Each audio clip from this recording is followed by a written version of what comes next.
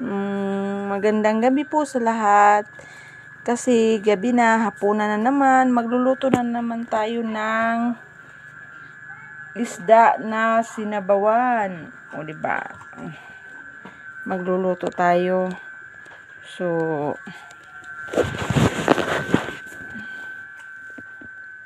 yan. Luluto na tayo kasi dilim ng kusina namin. Walang ulam kami, kaya nang gutang ako sa kapitbahay para magkaulam lang, o di ba? Diskarte. Ito na, magluluto na ako. O di ba? O di ba? Ang bilis lang. O di ba? Ulam namin yan ngayong gabi. Diba? Kahoy lang malakas. Diba? Tapos, kukuha tayo ng lemongrass. Takpan muna natin yan. Lemongrass. Tawag sa Tagalog, lemongrass, pero tanglad sa amin ang tawag. Wait lang ha. Diba? Diba? Daghan kayo lemongrass. Magkuha tag-isa lang.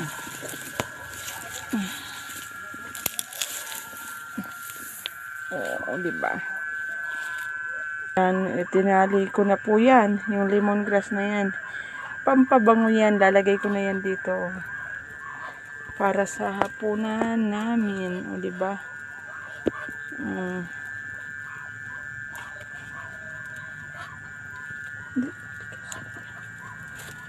O diba?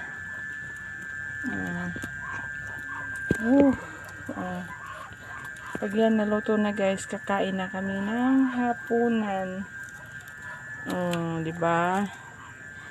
Apoy lang ang malakas, apoy sa kahoy. O diba?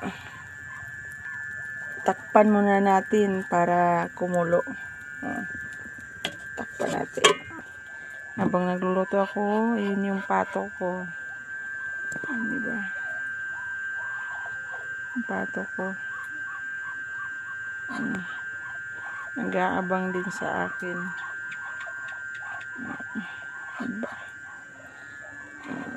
Wata! Lakas ng apoy ko, no? O, diba? Mag-aayin na tayo ng kanin at kakain na tayo, diba? Pakakain. Lagay natin dyan. O, diba?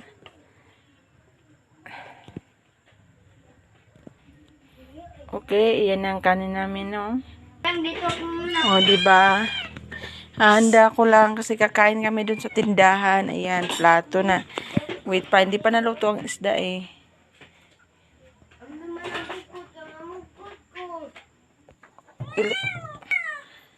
O, diba?